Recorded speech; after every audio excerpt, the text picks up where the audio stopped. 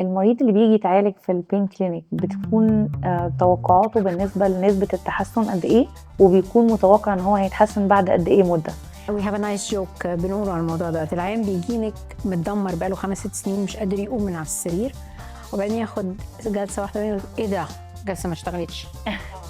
فالنكتة اللي احنا بنرد عليه من انت ما بتروحش الجيم one time وتيجي تقول لي ايه ده العضلة ما طلعتش هنا. It's the same idea as the gym.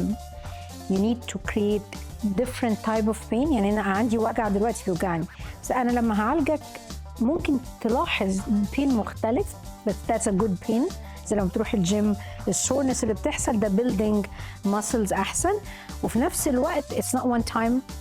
It needs frequency and it needs ان انت تكمل على البرنامج consistency عشان خاطر تشوف الريزلتس اللي انت aiming for. يعني مثلا لو عيان عنده عرق النسا اللي هو السياتيكا، again it's custom made، بس انا هتكلم generic. في اغلب الاحيان بنحتاج تقريبا من 2 ل3 جلسات كل اسبوع ل5-6 اسابيع.